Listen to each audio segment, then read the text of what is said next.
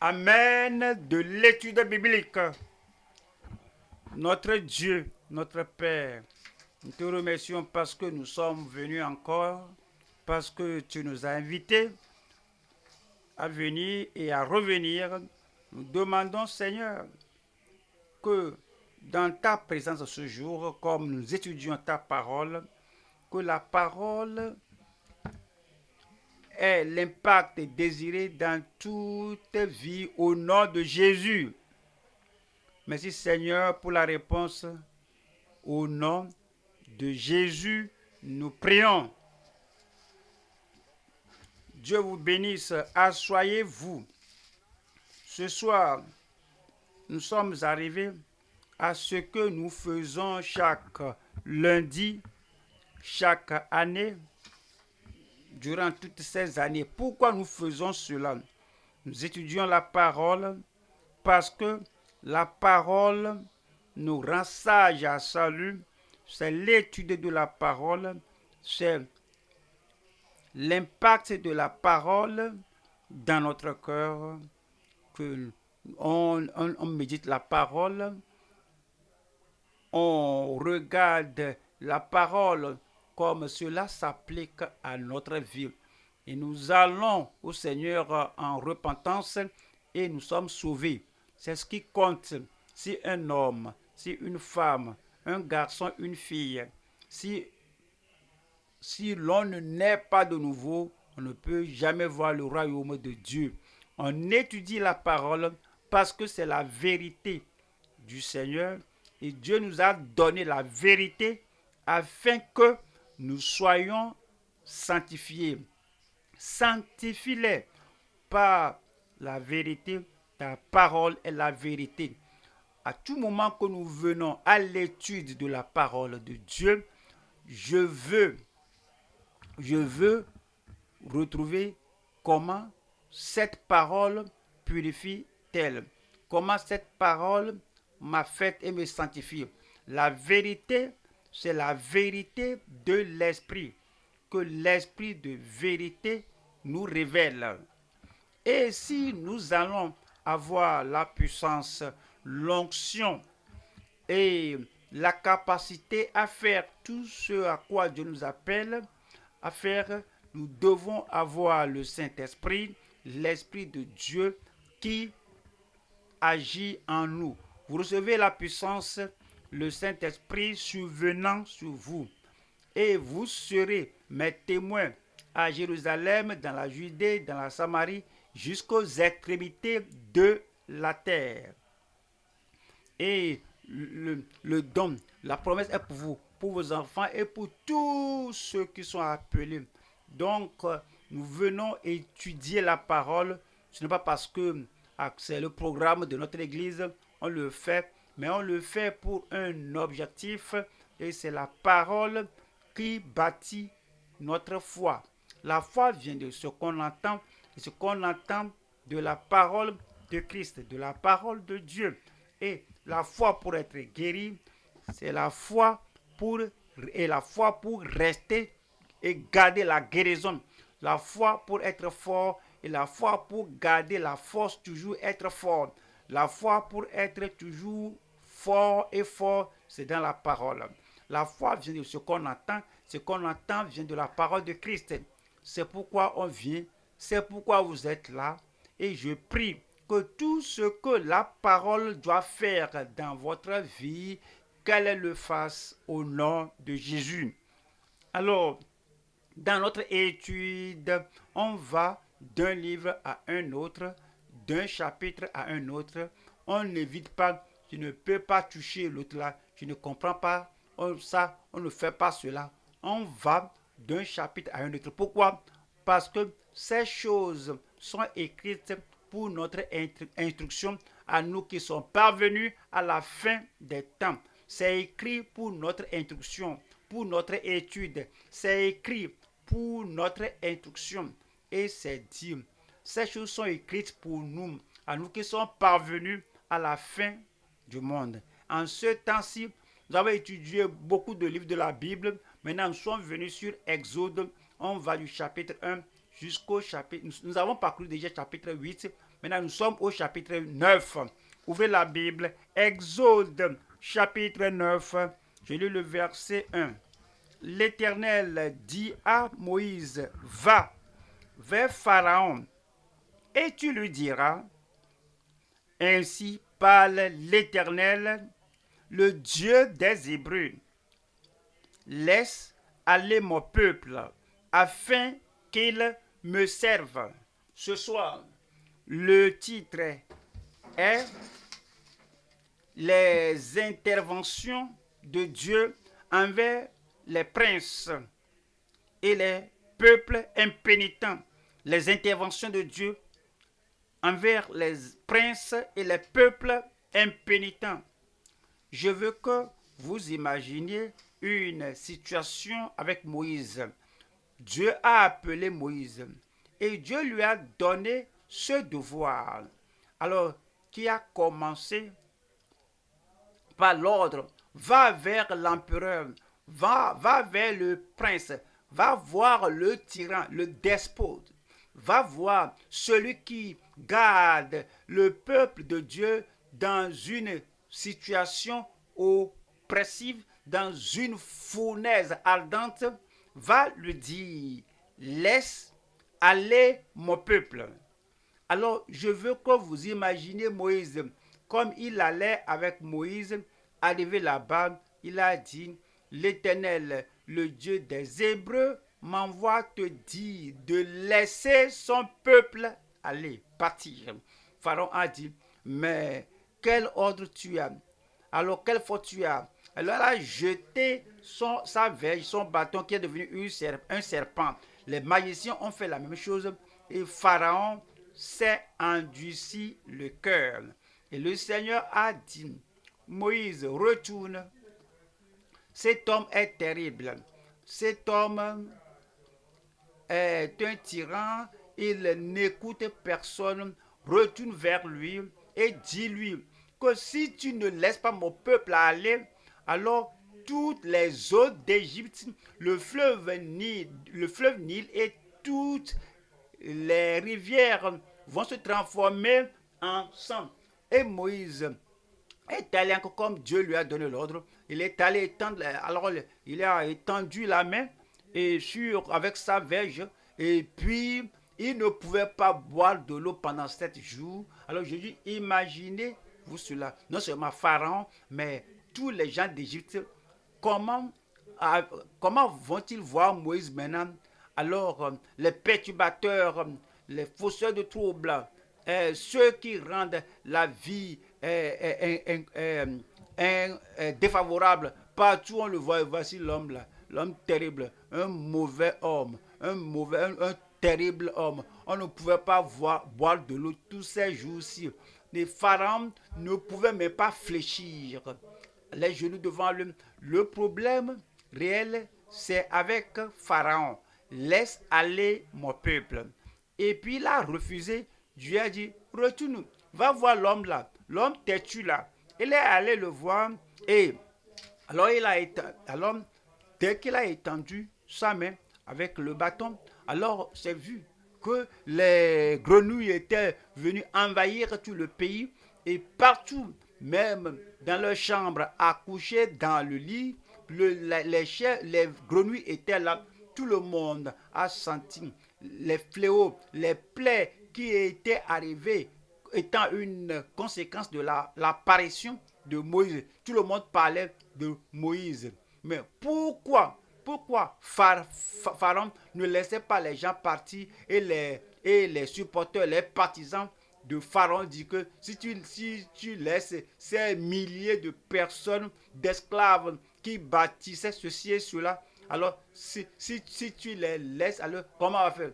Alors on comprend pourquoi Pharaon ne va pas laisser les gens aller. Mais d'autres disaient, même, ils bâtissent toutes ces pyramides pour nous, mais le pays est détruit. Pharaon est revenu encore. Que pensez-vous? Alors Pharaon a dit que Moïse est revenu encore et Moïse a dit que Dieu lui a dit, dis-lui, si tu ne permets pas que mon peuple parte, je vais amener de petits poux, des poux, de petits insectes sur les gens. Et puis, alors, il a pris la poussière et puis l'a jeté, l'a jeté en l'air. Et puis, cela devient des poux sur le monde. Alors, Moïse est devenu un personnage nuisible pour les gens. Mais ce n'est pas Moïse, c'est le refus de Pharaon. Et Dieu lui a dit, va lui dire, si cela ne le change pas, que lui va amener, oui, des essaims de, de mouches dans tout le pays, oui, des mouches sur les nourritures, dans les lits, dans les chambres, partout. Et les Égyptiens étaient des gens très hygiéniques, des gens propres. S'il y a quelque chose qu'ils haïssent, oui, c'est les mouches là. Ils n'aiment pas ces choses. Et tout le monde a, oui, une idée négative envers Moïse. Et puis, quand Moïse passait, je dis que l'homme là encore passé. S'il est venu au palais, qu'il est encore venu. L'homme là, l'homme de jugement, l'homme qui a amené toutes ces souffrances sur nous, amen. Qui sait ce qu'il pratiquait et ce qu'il faisait seulement pour dire à Moïse que toi on ne t'aime pas. Comment tu es venu détruire notre pays ici et tous les dieux et, et, et, et tout et tous ces dieux d'Égypte, il les a minimisés et le fleuve Nil est devenu du sang. L'eau ne peut même plus, oui, fertiliser le sol et ces poux avec leur tourment, ils ne connaissaient pas le vrai Dieu. Et puis, le Seigneur a renversé tous leurs dieux par ses plaies, par ses souffrances. Le Seigneur est venu, a dit Moïse. Et Moïse pouvait avoir peur, mais il n'avait pas peur parce que voici un concours, une compétition entre Dieu, le Dieu Tout-Puissant, le Dieu du ciel et les dieux du pays. Et Moïse était le messager, le ministre que Dieu envoyait pour renverser tous ces dieux, ces idoles des païens. C'est pourquoi nous considérons les interventions de Dieu avec les princes et le peuple impénitent. Le message est divisé en trois parties. Nous allons voir première partie, les fléaux et le châtiment pour les impénitents, dans les temps anciens. Dans les temps anciens, au temps de Pharaon, au temps de Nebuchadnezzar, les temps anciens, le temps de Hérode, même le temps d'Israël, les princes et les gens. Nous allons voir les fléaux ou les plaies et le châtiment pour les impénitents dans les temps anciens. Deuxième partie, deuxième point, c'est la protection contre la perdition des incorrigibles en des temps d'infidélité. Les gens qui n'avaient pas foi en Dieu, ils regardaient, oui, ceci est arrivé, ils ont amené les grenouilles, ils ont amené les poux. Ils ne savaient pas ce qui est encore devant venir. Ils ne savaient pas ce que ceci c'est pour leur avantage. Alors, mais oui, pour les plaies, les fléaux qui viennent, Dieu protège toujours les siens. La protection contre la perdition des incorrigibles en des temps d'infidélité. Il y a des temps d'infidélité, le moment où les gens ne croient pas à Dieu. C'est une période où les gens ne vont pas se donner à ce que dit l'Éternel. Ce sont des temps d'infidélité, les temps d'incrédulité, quelque chose qui se passe. Les gens qui croient à leur Dieu, le Seigneur va les protéger. Troisième point, c'est la prétention de repentance ou bien de pénitence. C'est dit, oh, je suis désolé, je ne devais pas faire ça, je ne devais pas résister à Dieu. Et Pharaon devait montrer un certain remords, une certaine pénitence. Alors ça, ce n'est qu'une prétention, ce n'est pas de tout son cœur. Alors ce n'est pas de toute sa vie pour abandonner tout mal. Alors il prétendait, donc la prétention de repentance chez les insincères jusqu'au temps futur. C'est arrivé en ce temps-là, on le voit dans la Bible, c'est arrivé après, on le voit dans la parole de Dieu, et cela arrive jusqu'à ce jour, au dernier jour, au temps futur. Alors c'est la prétention de repentance chez les insincères. Alors voyons le premier point, nous allons voir les fléaux et le châtiment pour les impénitents dans les temps anciens. Nous lisons Exode 9, verset 1. L'Éternel dit à Moïse, va vers Pharaon, faut pas l'éviter, faut pas fuir ta responsabilité, faut pas voir faut pas dire que comment les gens là au palais te regardent. Ne t'en fais pas des réactions des gens au palais, mais va vers Pharaon et tu lui diras, ainsi parle l'Éternel, le Dieu des Hébreux, laisse aller mon peuple, afin qu'il me serve. Le même message du même Dieu qui ne change pas, jusqu'à ce que Pharaon fasse sortir les gens, jusqu'à ce qu'ils obéissent à la parole. Il n'y a pas de changement. Le même message va venir jusqu'à ce que Dieu soit honoré, jusqu'à ce que Dieu soit révéré, jusqu'à ce que Dieu soit obéi, afin qu'il laisse aller mon peuple, afin qu'il me serve. Verset 2. Si tu refuses de le laisser aller, et si tu le retiens encore, c'est le présent toujours, verset 3.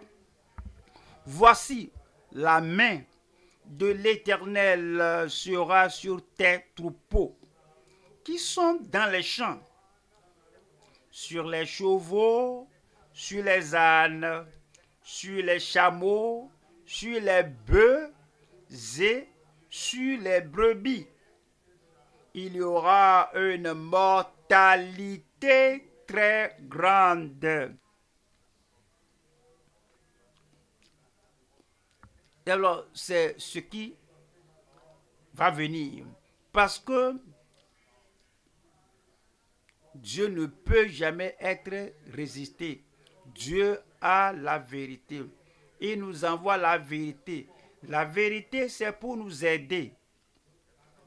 Être sauvé, être sanctifié, être rempli du Saint-Esprit. La vérité, c'est pour éviter le jugement de Dieu à venir sur nous. Et Dieu, on ne peut pas changer sa nature. Dieu est saint et il exige que nous acceptions sa nature, que nous respections sa nature, que nous honorions sa nature. Si nous disons non, tu es saint, nous allons demeurer désobéissants. Alors, les malheurs vont toujours venir et revenir. Et verset 8 nous dit, l'Éternel dit à Moïse et à Aaron, remplissez vos mains de cendres de fournaise et que Moïse la jette vers le ciel sous les yeux de Pharaon. Lisons le verset 9. Elle deviendra une poussière qui couvrira tout le pays d'Égypte.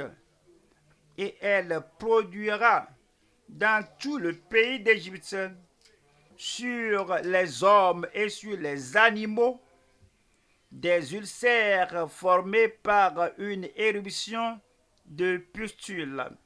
Cela s'est encore produit. Pourquoi un dirigeant dans le monde, Pharaon, pourquoi voir son peuple souffrir tout ceci et il est demeuré têtu, rebelle, désobéissance, réfractaire contre Dieu. Lui, Pharaon, il n'aimait pas son peuple. Il aime seulement le pouvoir. Il aime la position. Il aime l'autorité. Oui. Ton pays est détruit. La seule chose est que il faut lâcher prise. Dieu est le créateur. Il est le Tout-Puissant. Parce que, et il a l'autorité, il a le pouvoir. Il n'aimait pas son peuple. Il a permis à ses jugements de venir, revenir et il dit que oui, je suis qui je suis. Je vais faire ce que je vais faire. Je ne vais pas laisser le peuple aller. Nous allons voir le verset 13. Le verset 13 nous dit, l'Éternel dit à Moïse, lève-toi de bon matin. Notre ministère n'est pas seulement pour le soir. Lève-toi de bon matin. Tout ce qu'on doit faire, quand il faut le faire, Dieu est au contrôle. Et Dieu dit, lève-toi de bon matin et présente-toi devant Pharaon. Quelle protection, quelle préservation Moïse avait-il? Dieu l'envoyait vers Pharaon. Pharaon, oui, avait le pouvoir. Il pouvait ordonner à ses serviteurs d'éliminer Pharaon, que je ne veux plus voir l'homme là. Mais Pharaon ne pouvait pas le faire. Même Satan ne pouvait pas aller au-delà de ces manœuvres de ces limites que Dieu a fixées.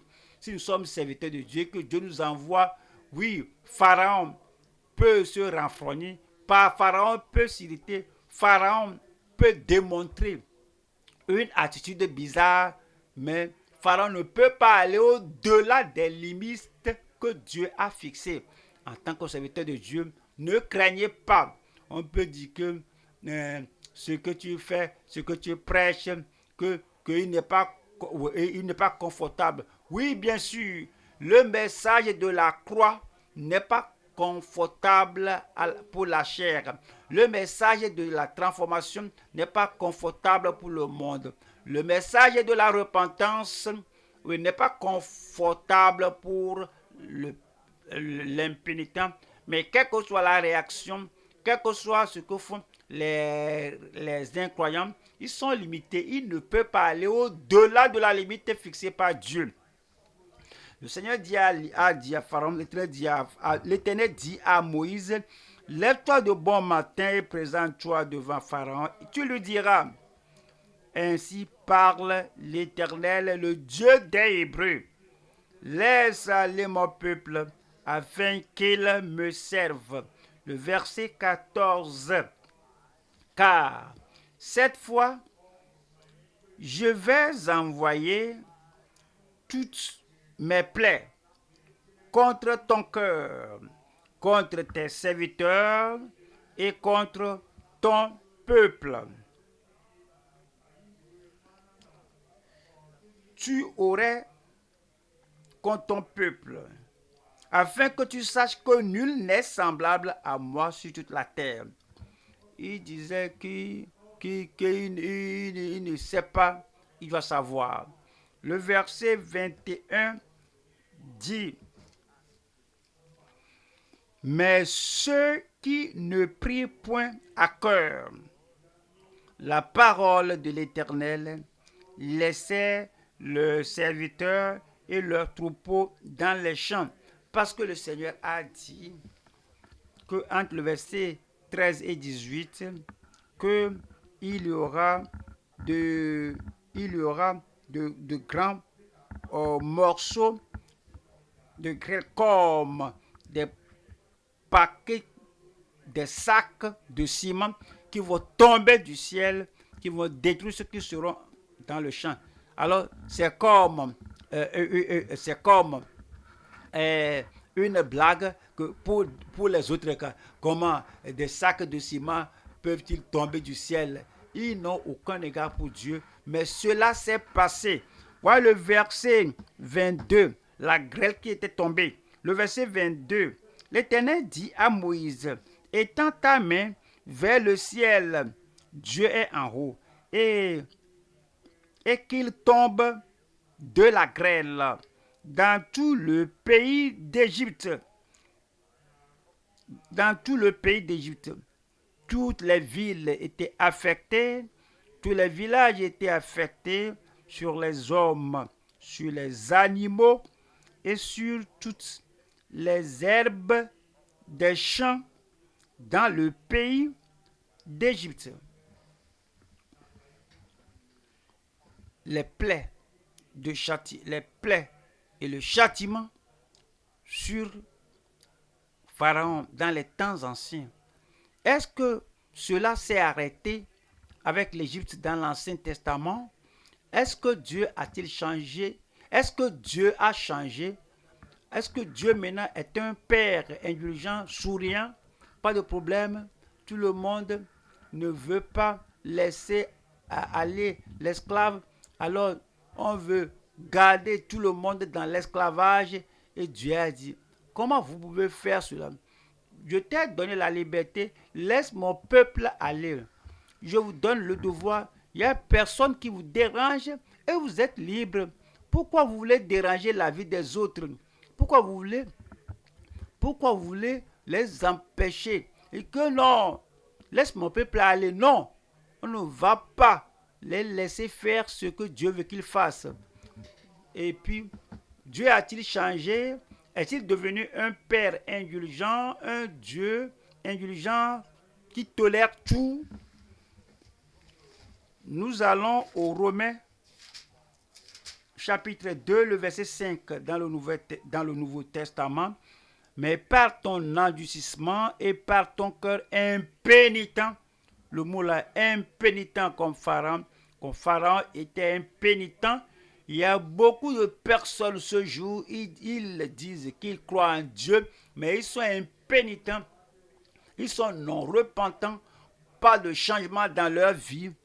Mais par ton endurcissement et par ton cœur impénitent, tu t'amasses un trésor de colère pour le jour de la colère et de la manifestation du juste jugement de Dieu. Ouais, le verset 6. Qui rendra à chacun selon ses œuvres.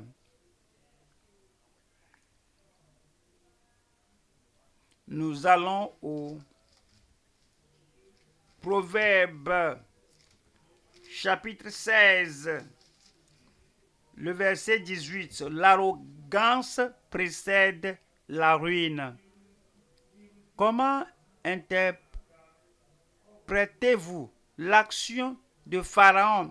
C'est l'arrogance qui lui a fait dire que ce qu'il va faire, je vais le faire.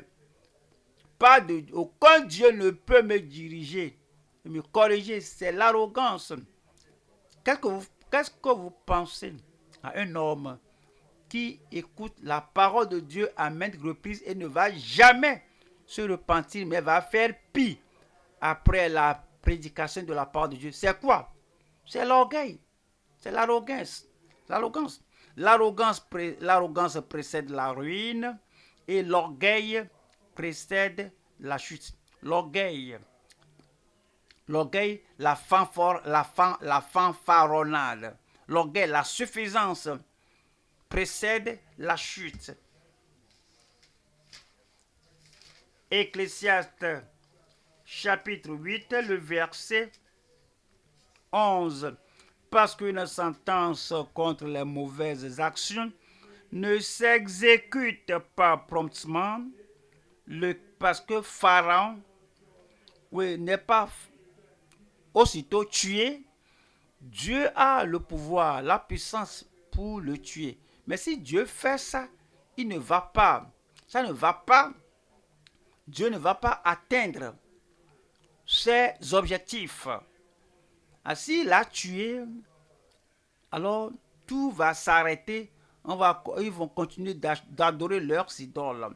Parce qu'une sentence contre les mauvaises actions ne s'exécute pas promptement, le cœur des fils de l'homme se remplit en eux du désir de faire le mal. Dieu me rend fort. Donc s'il y a quelque chose à corriger dans ma vie et que je ne suis pas prêt pour cela, je suis bien portant, je suis fort. Parce qu'une sentence contre les mauvaises actions ne s'exécute pas promptement, le cœur de l'homme, le cœur de la femme, le cœur de l'adolescent, le cœur du jeune homme, de la jeune femme se remplit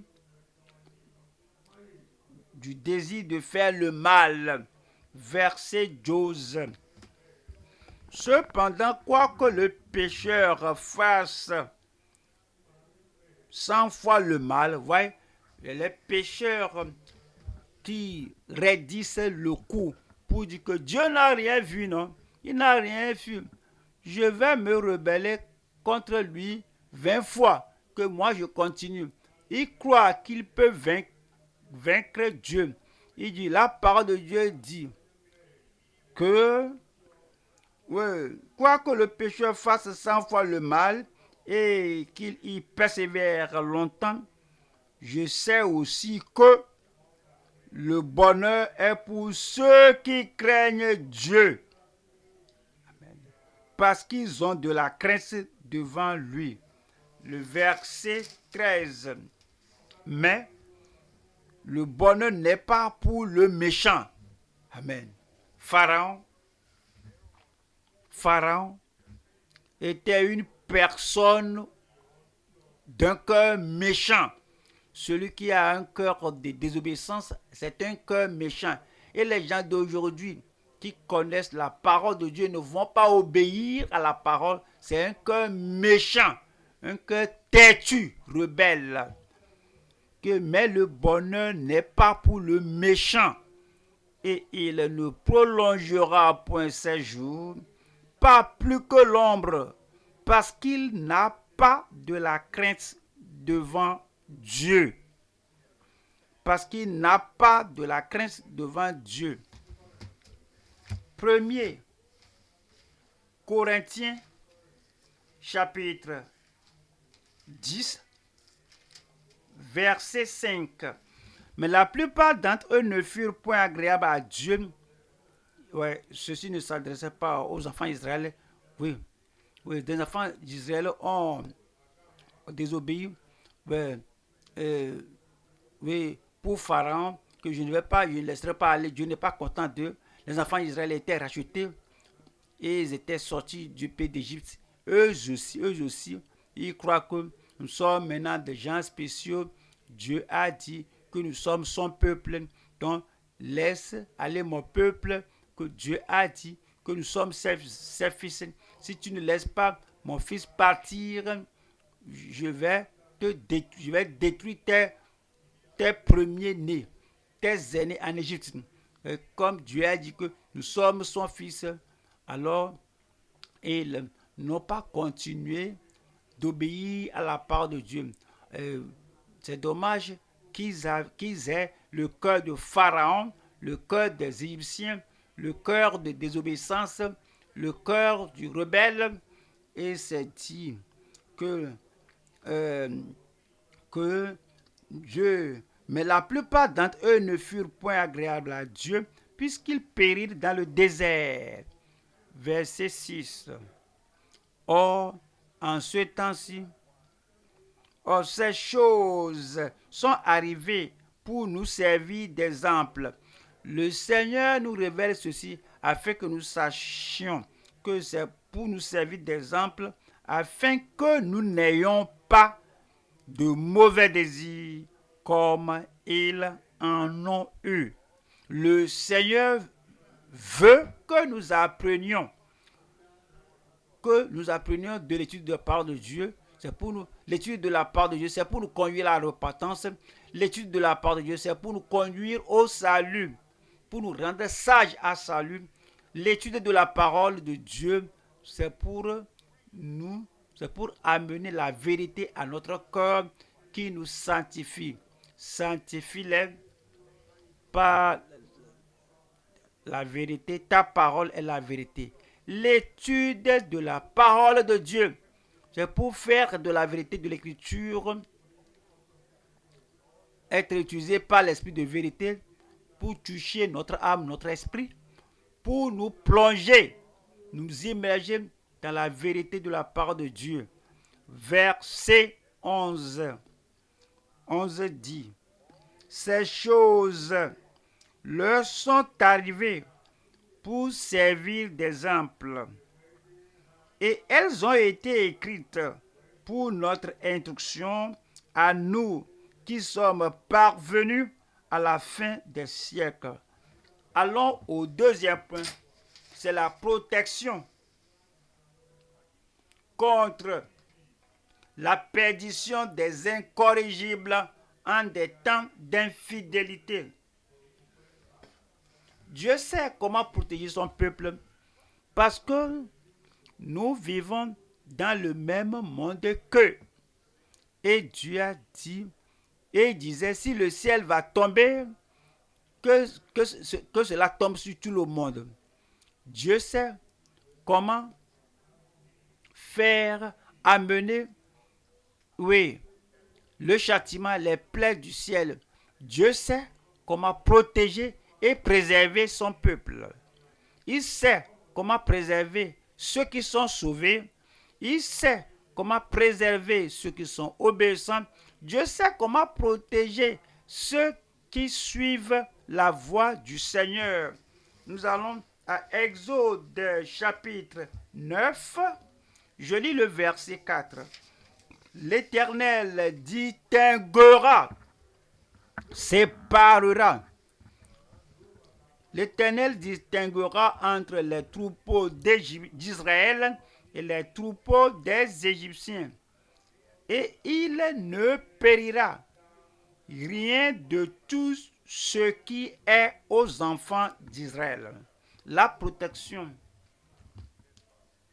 Pendant qu'il y a la dévastation, la destruction et la déstabilisation en Égypte, à cause de leur péché, à cause de leur rébellion et à cause de la dureté de leur cœur, à cause de leur orgueil pour les enfants d'Israël, pour lesquels Dieu combat, Dieu dit qu'il va les protéger, que ce qui se passe parmi les enfants d'Israël ne les affectera pas.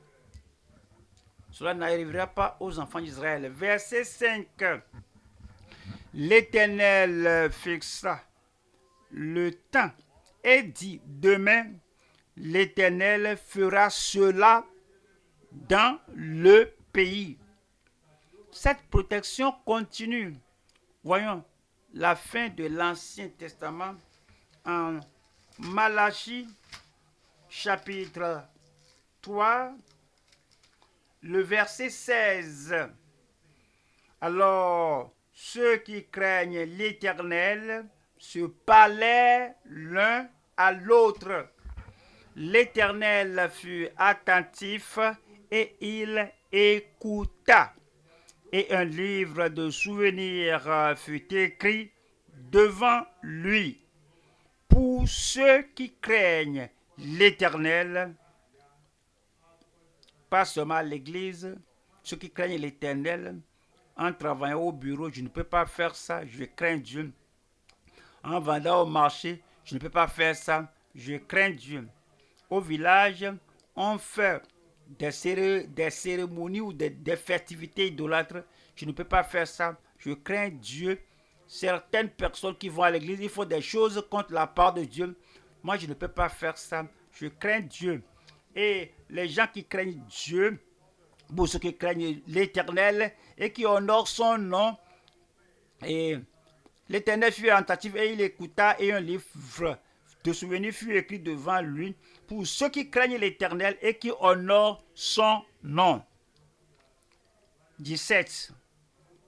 Ils seront à moi, dit l'Éternel des armées. Ils m'appartiendront au jour que je prépare. J'aurai compassion d'eux. C'est la protection. J'aurai compassion d'eux.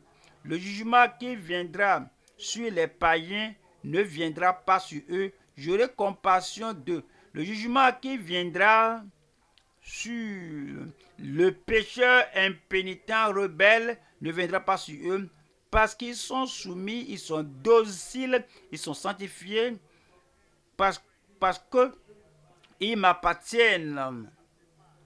Et j'aurai compassion d'eux comme un homme a compassion de son fils qui le sert. Verset 18. Et vous verrez de nouveau la différence entre le juste et le méchant, entre celui qui sert Dieu et celui qui ne le sert pas. Et celui qui ne le sert pas. Nous allons au Proverbe 22, Proverbe chapitre 22, le verset 3. L'homme prudent, l'homme sage et intelligent, l'homme spirituel, l'homme sauvé, l'homme prudent voit le mal, et le mal est déjà annoncé, que le jugement viendra, que les plaies, les fléaux viendront, qu'il y aura de grandes grêles qui vont tomber du ciel. L'homme prudent voit ce mal et se cache. Mais les simples, les insensés, les simples, celui qui est tout simple, ne pense pas à la parole de Dieu, voit le mal, avance et sont punis. Le simple. Celui qui ne pense pas à la parole de Dieu, oui, il écoute, mais il ne pense pas à ça. Il est vraiment simple. Il entend la parole de Dieu, il ne se repent pas de ses péchés. Il est simple. Simple, il est imprudent. Voyons le verset 23. Car l'Éternel défendra leur cause. Les gens qui lui obéissent, l'Éternel va les protéger, défendra leur cause, et il ôtera la vie à ceux qui les auront dépouillés. C'est ce qui arrive à Pharaon, c'est ce qui arrive aux Égyptiens. Nous allons à Jonas, chapitre 3, la protection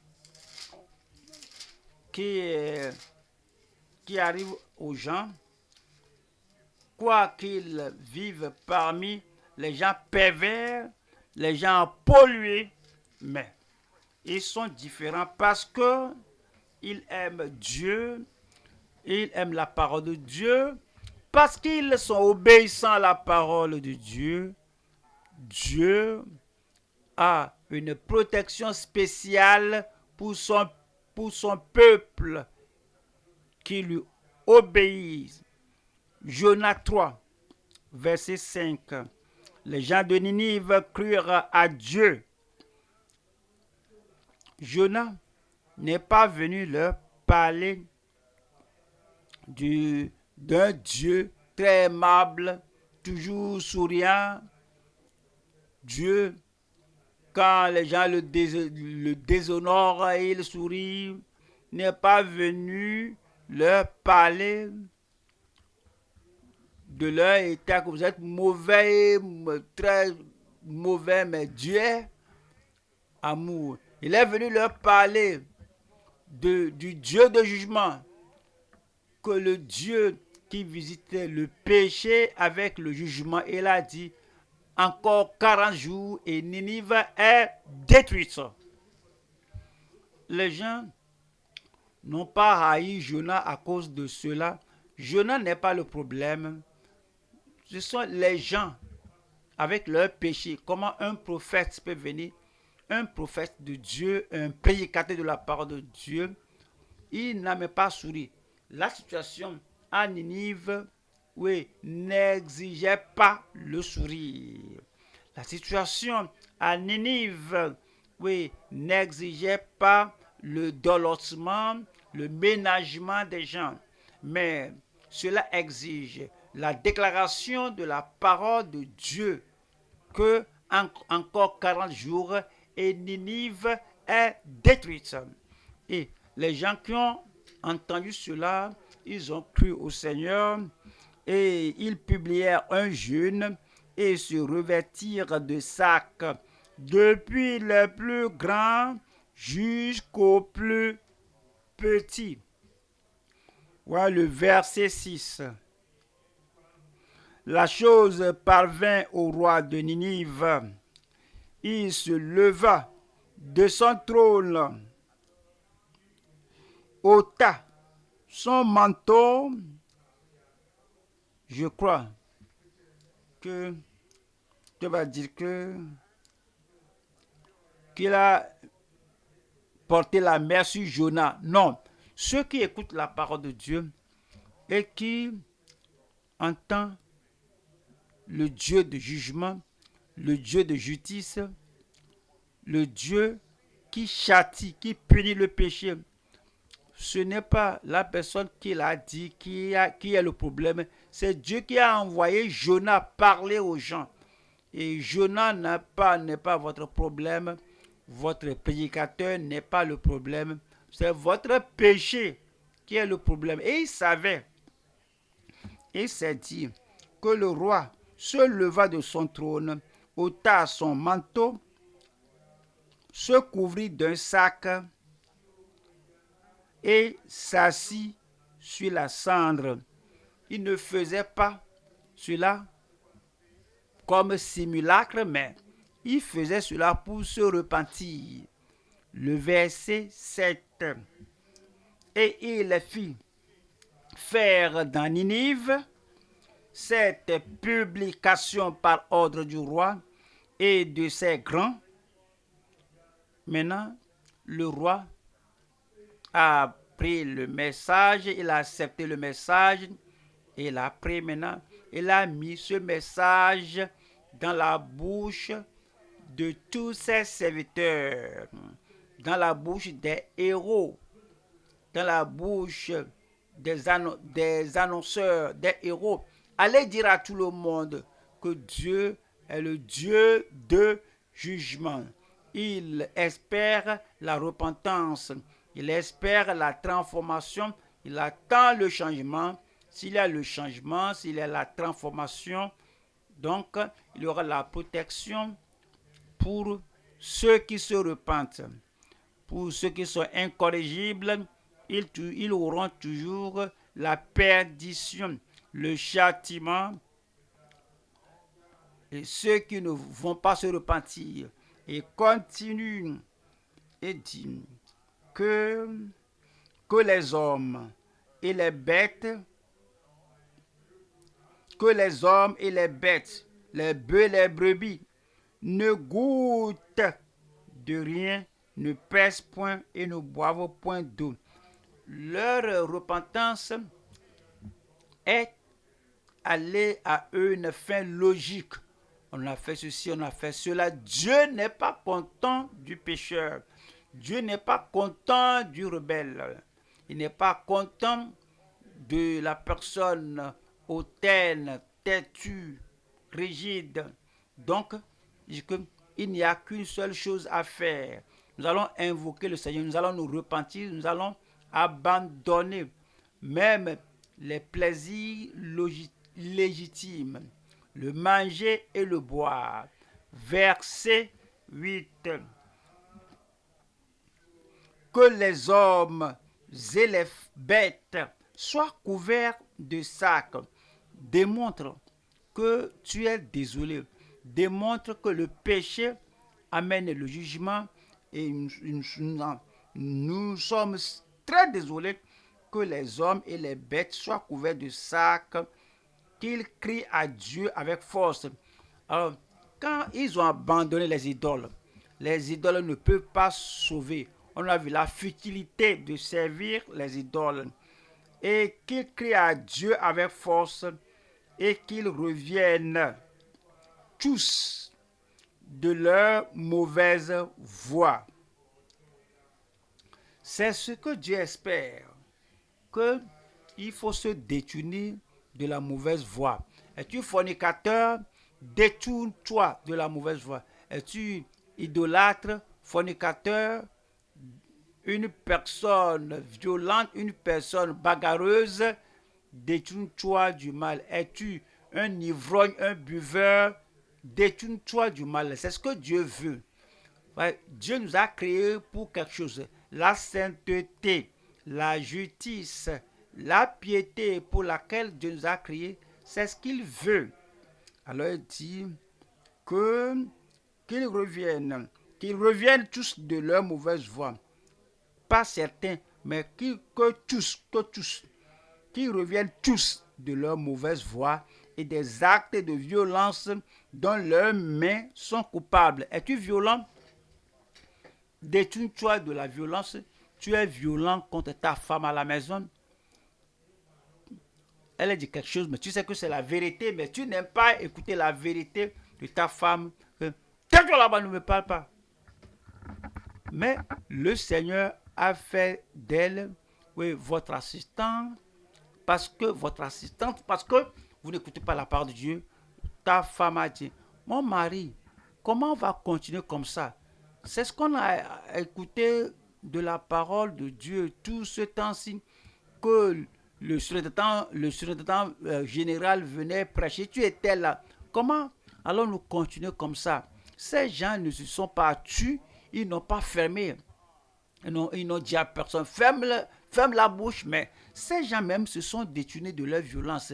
Si c'est ton mari qui est le prédicateur à la maison, et ton mari dit, ma femme, oui, c'est un nouveau jour, c'est une nouvelle année, les choses ne vont pas continuer de cette manière. Parce que tout ceci qu'on fait, et puis on cogne la tête contre le mur derrière, on va se détruire. On ne peut pas détruire un mur d'airain. On ne peut pas détruire un mur en béton en cognant notre état à cela. Ma femme, changeons, ma femme, ne te fâche pas, laisse la violence qui est dans ta main. Et puis, que chacun se détourne de ses mauvaises voies. Voyons le verset 10 qui dit, Dieu vit qu'ils agissaient ainsi et qu'ils revenaient de leur mauvaise voie. Alors Dieu se repentit du mal qu'il avait résolu de leur faire et il ne le fit pas. C'est la protection de ceux qui ont de tout leur cœur, de tous ceux qui se détournent de tout leur cœur. Voilà la protection contre la perdition des incorrigibles en des temps d'infidélité. Nous allons à Exode 9, verset 26. Ce fut seulement dans le pays de Goshen, là où les enfants d'Israël étaient seuls dans le pays de Goshen, où ceux qui craignent l'Éternel, qui révèrent l'Éternel, qui obéissent à l'Éternel, là où vivaient. Ce fut seulement dans le pays de Goshen, où étaient les enfants d'Israël, qu'il n'y eut point de grêle. C'est la protection. Pharaon, que vas-tu faire? après avoir écouté tout ceci, nous allons maintenant au troisième point. Troisième point, Pharaon, que fais-tu maintenant? Que vas-tu faire? Je sais ce que Dieu a dit et je vais lui dire que je suis désolé, que moi j'ai péché. Cela paraît être une repentance. Cela paraît se présenter comme une pénitence. Mais tout est une prétention, tout est un simulacre. Ce n'est pas la vérité. Il y a des gens qui se présentent sobres, certains même pleurent. Oh, je suis désolé. Oh, vraiment, je regrette que cela s'est passé. Mais le cœur ne change pas. Le cœur n'est pas changé. Le cœur n'est pas transformé. Ce n'est qu'une prétention. C'est la prétention de repentance chez les insincères jusqu'au temps futur. C'est arrivé en ce temps-là. Cela arrive maintenant. Ça va continuer de se produire. Les gens qui confessent, mais qui n'abandonnent pas leur péché. Troisième point, la prétention de repentance chez les insincères jusqu'au temps futur.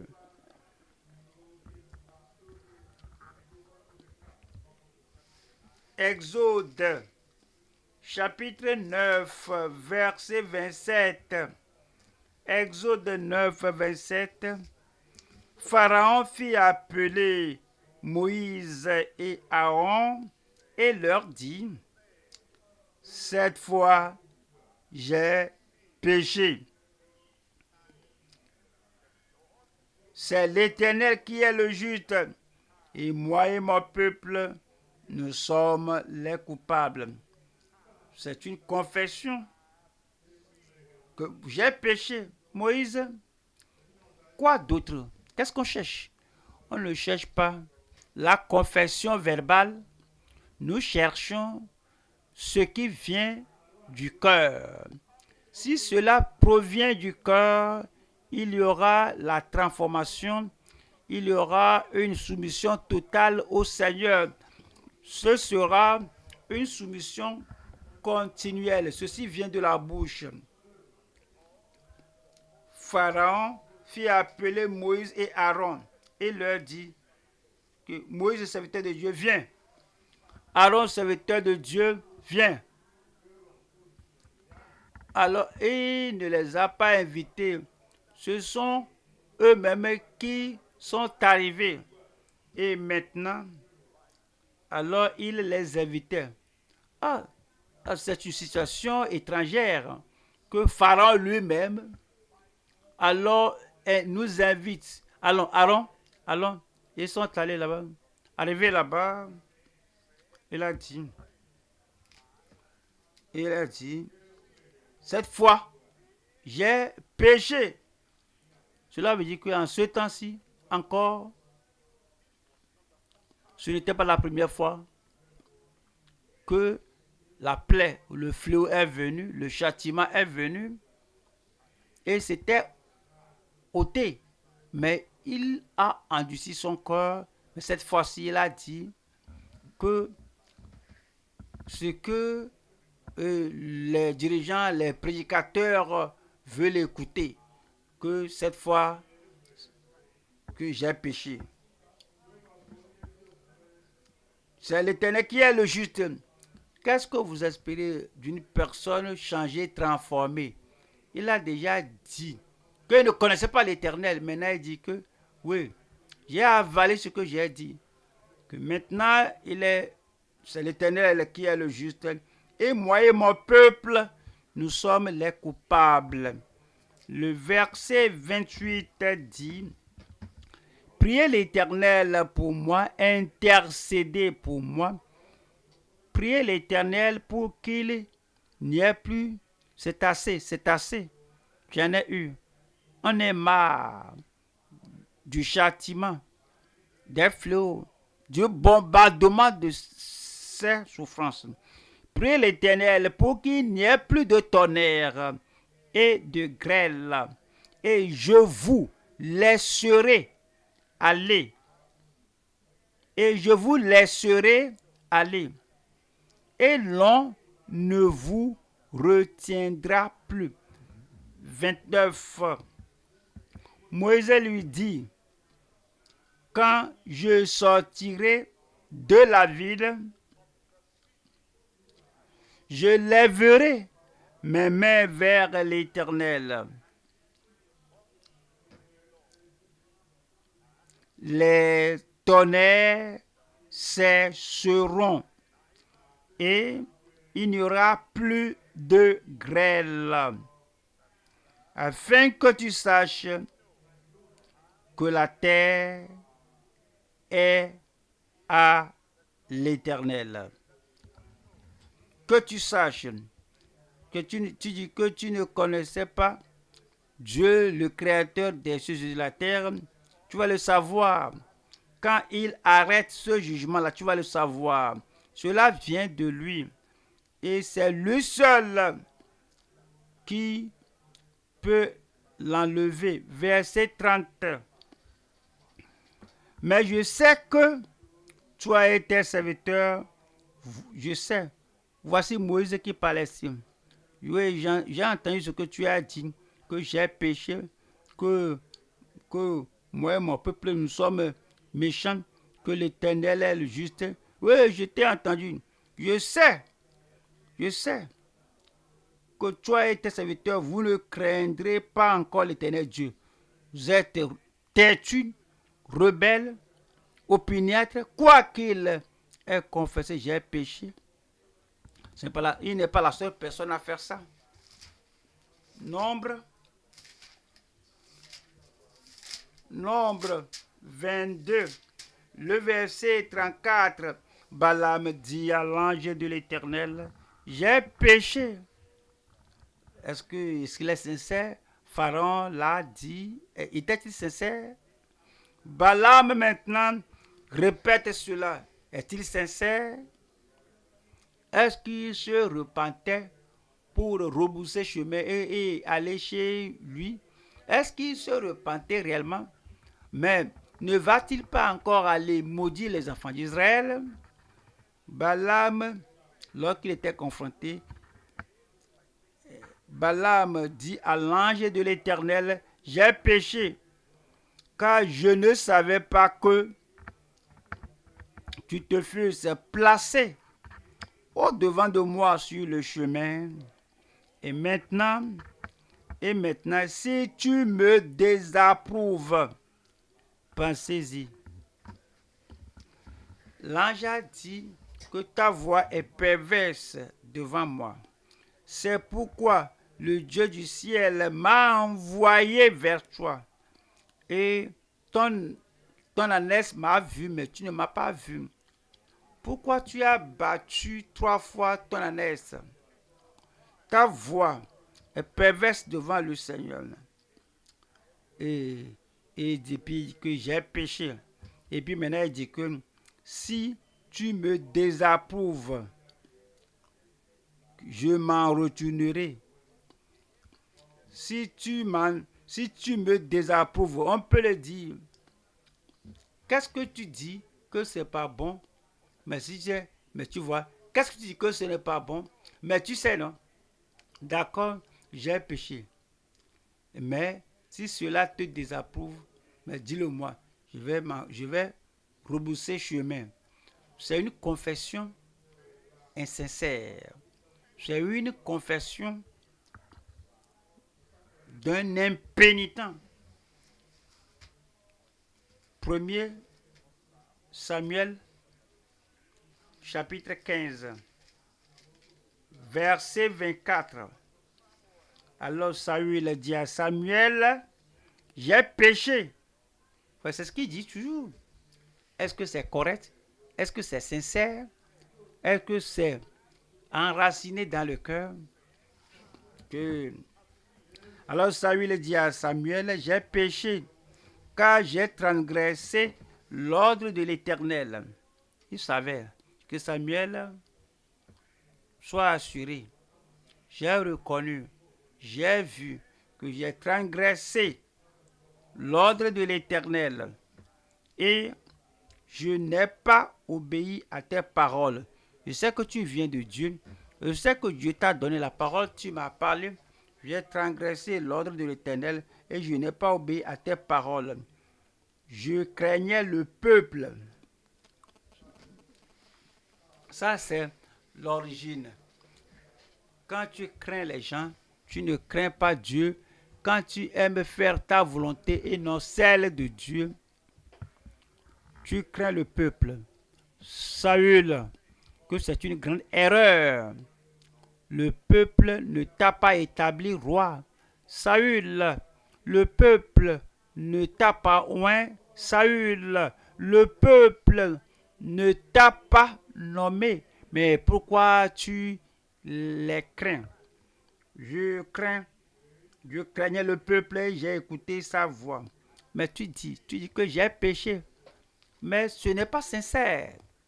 Mais tu ne vas pas être un pénitent, un impénitent qui prétend se repentir. Si tu te repens, il faut le faire de tout ton cœur. Voilà le verset 30. 30 encore, c'est Saül qui parle encore. Saül dit encore, j'ai péché. Maintenant, je te prie, honore-moi. J'ai péché. J'ai désobéi à Dieu. J'ai désobéi. L'honneur que tu dois me donner si je suis saint, donne-le-moi. L'honneur que tu me donnerais si j'étais saint, donne-le-moi. Que ton honneur soit inconditionnel. Il ne faut pas regarder ce que j'ai fait, les péchés que j'ai commis. Il ne faut pas voir la rébellion, la désobéissance. Donne-moi l'honneur que tu devais me donner si je suis en état. Ce n'est pas la repentance, tu cherches l'honneur, le respect, l'appréciation pendant que tu sais que tu désobéis à Dieu, tu ne crains pas Dieu, il craignait le peuple plus que Jean, tu crains les gens plus que Dieu. Et il dit ici que j'ai péché, honore-moi. J'ai péché, maintenant je te prie, honore-moi en présence des anciens de mon peuple et en présence d'Israël. Reviens avec moi et je me prosternerai devant l'Éternel, ton Dieu. Ouais. Ce n'est pas ton Dieu. Saül, lorsque tu te repens, lorsque tu désobéis à Dieu, alors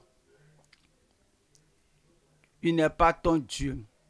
Oui, la religion de l'adoration de Dieu est devenue moins chère, à vil prix. Tout ce qu'il veut, c'est l'honneur, l'appréciation. Mais il y a le péché dans leur sein. Voyons, 1 Samuel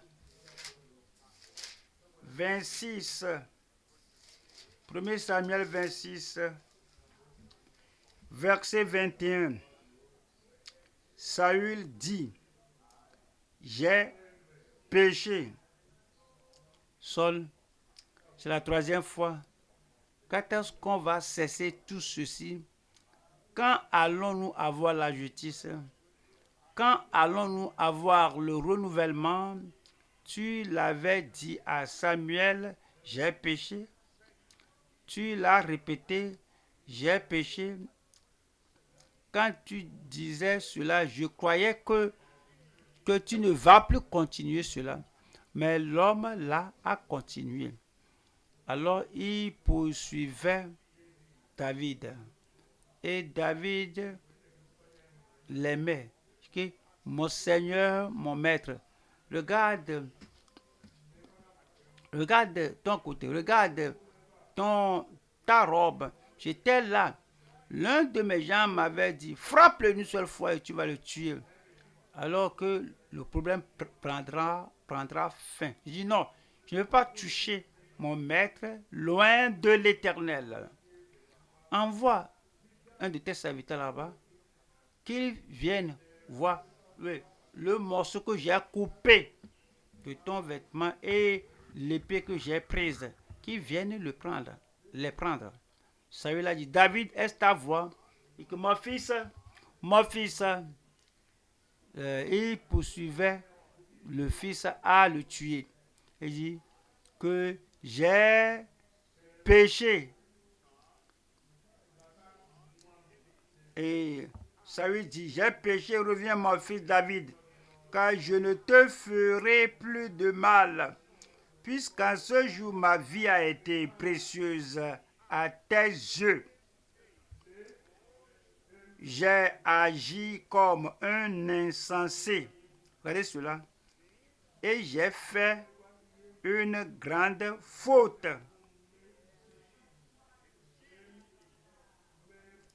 Ouais, la confession là. Mais l'homme là, s'était-il repenti avant la mort, au lieu de chercher Dieu? Il cherchait, il courait après la magicienne d'Endor. C'est lui qui avait tué, exterminé les sorciers, les magiciens du pays. Mais au dernier combat, il est allé chercher les sorciers, ce qu'il avait vomi, il est allé l'engloutir. L'engloutir, ce qu'il avait détruit, il est allé encore rebâtir ça. Quel genre de repentance? Que j'ai péché. Si vous confessez, si tu confesses, que cela soit réel. Matthieu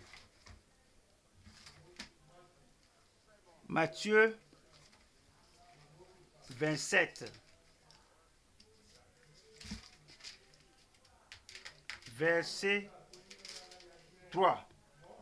Alors Judas, qu'il avait livré, voyant qu'il était condamné, se repentit. Christ était condamné, se repentit et se repentit. C'est-à-dire qu'il avait le remords.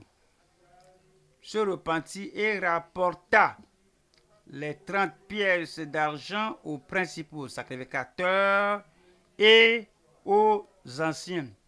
Voilà le verset 4. En disant, qu'est-ce qui est dans votre Bible? Dites-le moi. Dites-le moi à haute voix. Dites-le à l'unisson. J'ai péché, même Judas. Jésus l'a averti. Il ne l'a pas laissé dans l'ignorance. Que celui qui trahit le Fils de l'homme, il est mieux qu'il ne soit pas né. Celui qui trahira le Fils de l'homme, Jésus le Sauveur, il est mieux qu'une meule soit suspendue à son cou et qu'il soit jeté dans la mer. Judas, ce que tu planifies de faire ce sera terrible. Il y a l'un de vous ici, Jésus a dit qu'il me trahira. Mais Judas était là. Et Jean a posé la question, je veux savoir, le cœur de l'homme est méchant. Est-ce que c'est moi? Je veux savoir. Jésus a dit non. Pierre a demandé, je ne crois pas que je peux te trahir, mais comme tu as dit que c'est l'un d'entre nous ici, qu'on va s'y rétrograder et on va vendre le maître, trahir le maître. Est-ce moi, Seigneur? Jésus a dit non. Et tout le monde commence à poser, est-ce moi? Est-ce moi? Est-ce moi? Et Jésus a dit non. Pour vous imaginer, Judas Iscariot, il savait ce qu'il a déjà planifié avec les ennemis de Christ. Et lui aussi, il a dit, est-ce moi? Vous savez, et je ne sais pas ce que pensait Judas Iscariot. Ou bien tu crois que Jésus aurait si peur de toi qu'il ne pouvait pas te dire publiquement que c'est toi l'homme? Et Jésus a dit, oui, tu l'es, tu es. Celui qui prend, celui qui a la main dans le repas et met ça dans sa bouche. Je vais le nourrir, je vais être son ami. Celui que je prends le morceau et je mets ça dans sa bouche. C'est lui. Et il a pris, il est sorti, il est allé voir les gens. Ils sont venus arrêter Jésus, il a trahi. Finalement, Jésus a été crucifié. Mais il est venu, mon ami. C'est la personne que tu as blessée que tu dois aller le voir et demander pardon. Si réellement tu es sûr, si tu es désolé, il n'est pas allé vers Jésus, il ne pouvait pas aller vers lui à ce temps-là.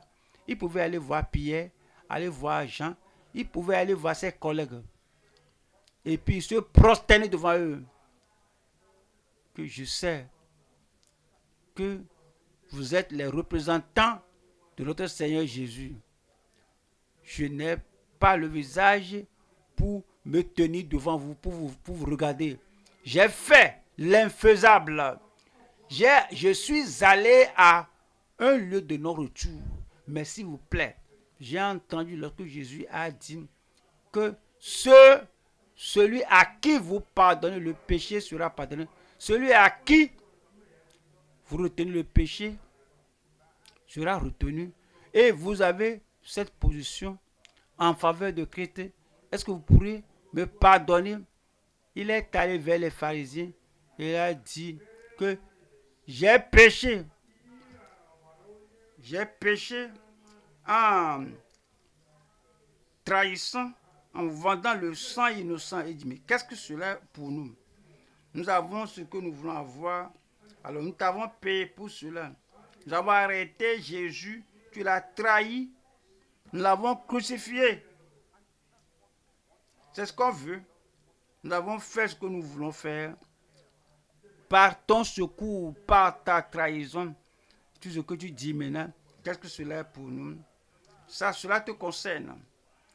Voyons, le verset 5. Judas jeta les pièces d'argent dans le temple, se retira et alla se pendre. Maintenant, s'il a la paix du cœur, voilà, ceux qui n'ont pas, ceux qui ont la paix du cœur ne se suicident pas. Ceux qui ont la justification par la foi et on est justifié, on a la paix avec Dieu. Alors, on ne commet pas, on ne se suicide pas, il n'a pas la paix, il n'a pas l'assurance, il n'avait pas un esprit calme, que j'ai péché et que j'ai péché.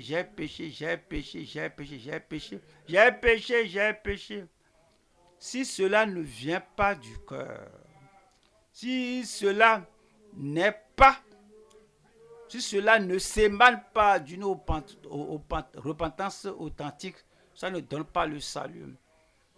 Retournons à Pharaon. Exode 9, verset 33.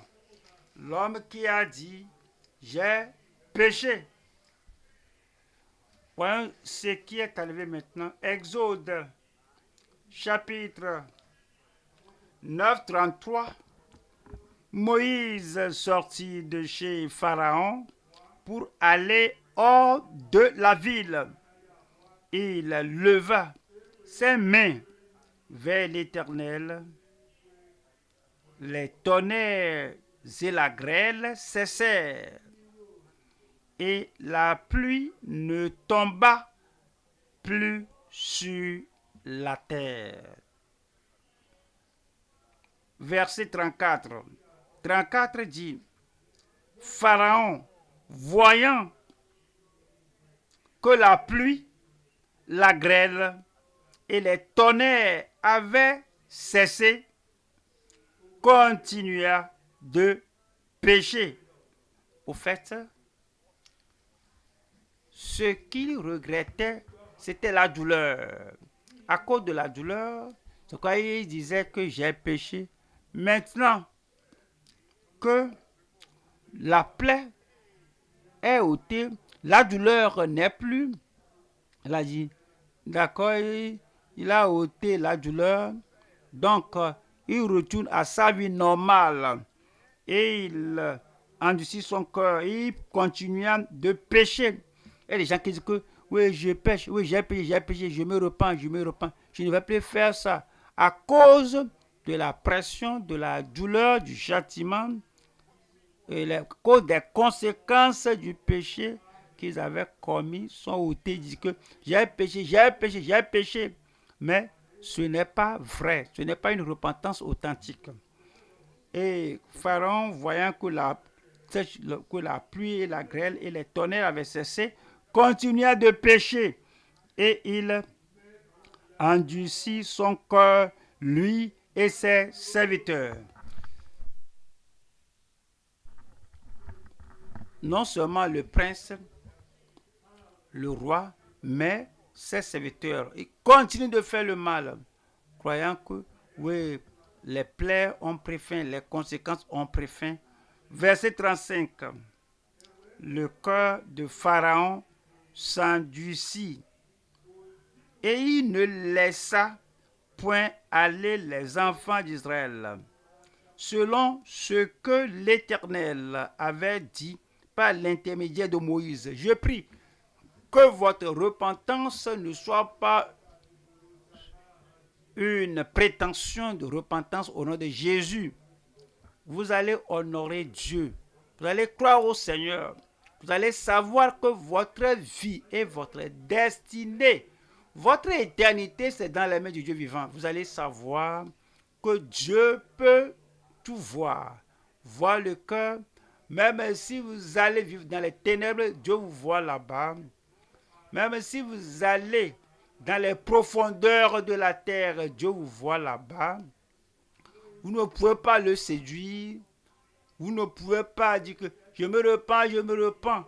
Pendant que vous savez dans votre cœur que c'est un simulacre, un faux, un semblant de repentance. Il n'y a pas d'hypocrisie, de pénitence.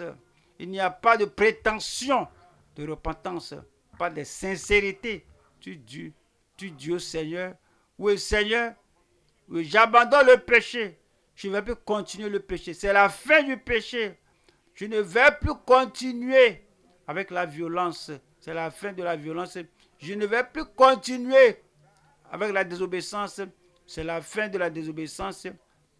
Mais si tu confesses et tu dis que j'ai péché et tu ne te tournes pas vers le Sauveur pour être authentiquement sauvé, on ne peut pas valider cette repentance. C'est un simulacre de repentance.